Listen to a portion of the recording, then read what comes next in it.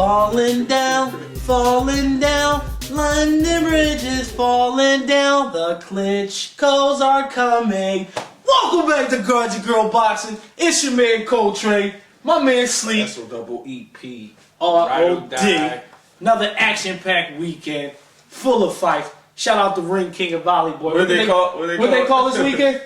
Anti-science weekend. The anti-science weekend.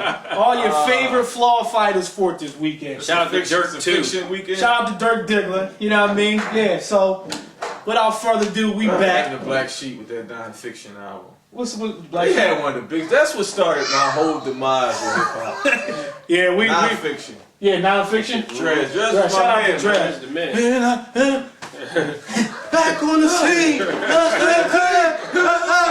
Yeah, there you go. Definitely. Shout out again to Big Mike as well as Docs who couldn't be here with us today. Shout out to the family.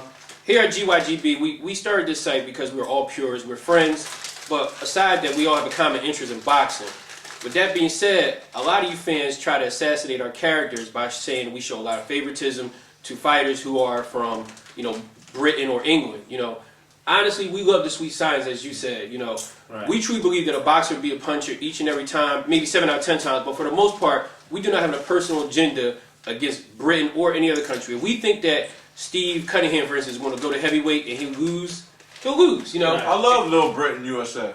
I don't know why I only gave it 6 episodes. But on the flip side, there were some of us that actually picked against Bernard Hopkins too. So, I just want everyone to really and truthfully listen to what we're saying more so than say, okay, because we're from an area, a specific area, or we're of a specific race, that we're going to pick those fighters. Just like next week coming up, Ricky Hatton, Paul Imaginati, Exactly. The room is divided. So we'll get in that later. Well said, ride or die.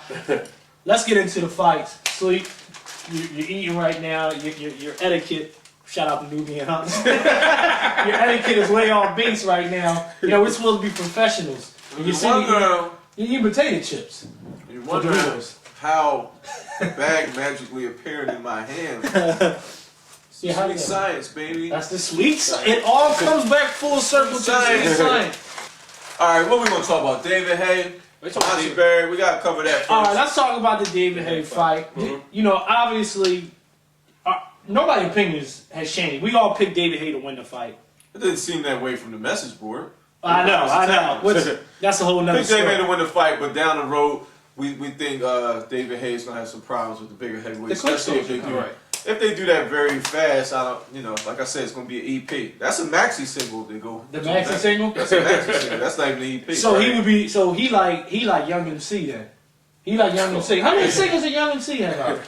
2. Just bust the move.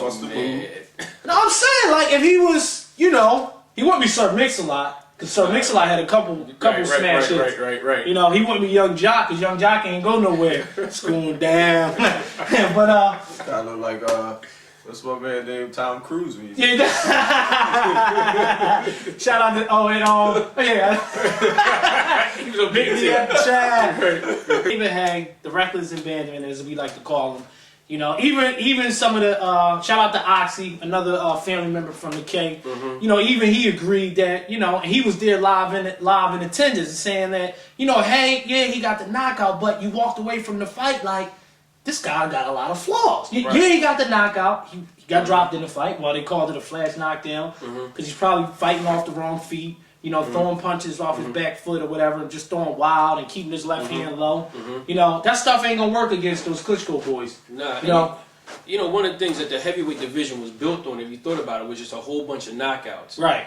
So he's good for the heavyweight division because he does hit hard. He has a 95% KO ratio. That's true. For the standpoint of the division right now, he is probably the brightest star next to Chris Arreola right now. I mean, if you think about it in terms of... He's marketable. Okay, he's marketable. There you go. There you go. But I'm telling you this right now. He fight against one of them Klitschko boys. They are so big. They will probably give a prime Mike Tyson problem. So get big. They know how to. They know how to fight as well. They know how to box. I don't care if they was 5'2". They know how to box. You know what I mean? And that's what it's going to come down to. So Wilderman gets knocked out by Mike, but Vitali beats Mike Tyson. But I think both of them beat David Haye though. I think both of them will beat David Haye. I think that. Of course. Alexander Povetkin, as I said on our It's a War Going On Outside show, that Alexander Povetkin can beat David Haye.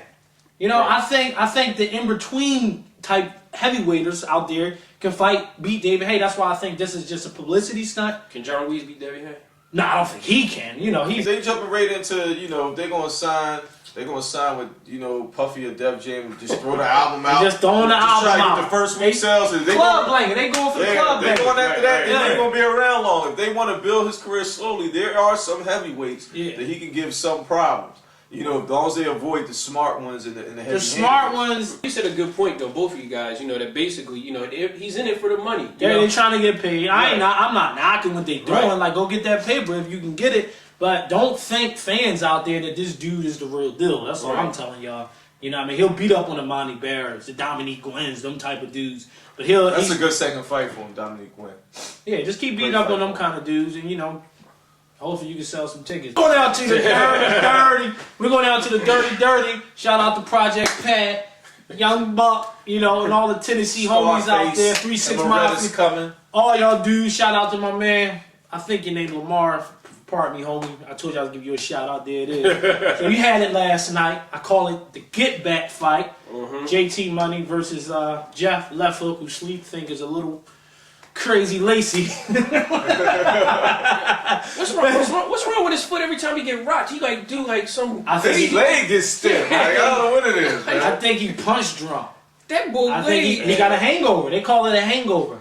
That boy like a giraffe that just came out the womb. He just be driving all over the place, man. So you had JT basically establishing the jab. Basically looking the same as he always looked. Whatever improvements we saw against Pat, didn't see him that night. Well, he did, to his credit, he did keep his hands up early on.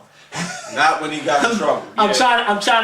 Not like I'm reaching. The mid-rounds, his hand dropped again. I know. He backed up with that hand. He backed straight up with the left hand down. Was able to hurt him, which he's trying to claim that he got tripped. What shot he caught him with? Back of the ear shot. The same one. And I quite honestly, I called Coltrane and told him that I thought JT.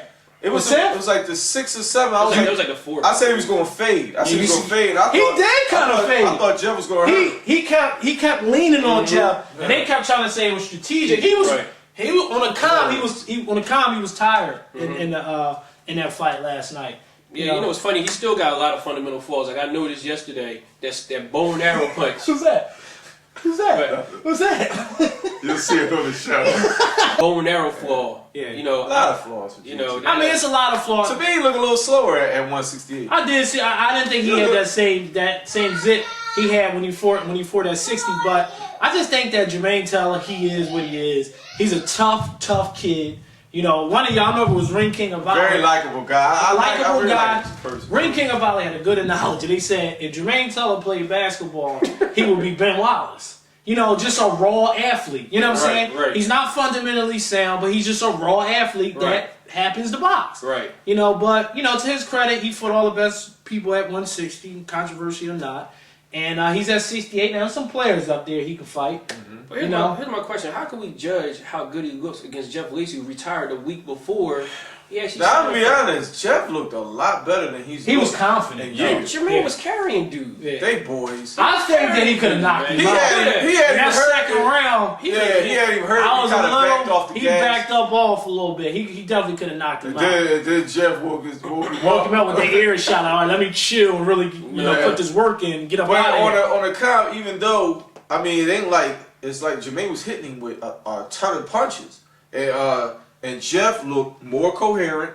His arm didn't look that bad. Coherent. I said that in the text. That was at the end. No, you said you sent me the text. Yeah, I got the text. You said I said he's not coherent. Jeff is not coherent. Yeah, that was at the end. Shout out to the Crackberry. Yeah, shout out to the Crackberry. Shout out to y'all. Ain't no Crackberries here. Oh, the Owl Fizzy. Yeah. That's Ray King and Valley Boy. That's the word. All right, Lucian. You got who else you got up there? Kessler, you bought Froch, right? Carl Froch, you got him. You got all these different fighters from all over the parts of the globe. Mm-hmm. They all got the same thing in common. It's like Jermaine's found the home. He's found the home. He's knocking me like a shadow. And my peripheral vision, I see him out the corner of my eye. My spider says, "This cool. I'll deal with him later." But this division is Jermaine's home. He's in a division with a bunch of flawed fighters. He's at home. Right. He's at home. I always thought Kessler gave Jermaine Teller trouble. Right. Yeah, you know, it's just, again, that whole pressure thing, you know. The pressure. And Kessler's just sharp. He's sharper than Right. Pavlik. Me and Sleep was talking off camera like, if y'all peep game, the 3-letter network kept saying, after this, he's going to tell us. Which Larry Merchant was really screwing up. He's calling people Vernon Forrest. A family, what you told me in the text, why you think Kawasaki would take the fight. That's a very easy fight with Kawasaki.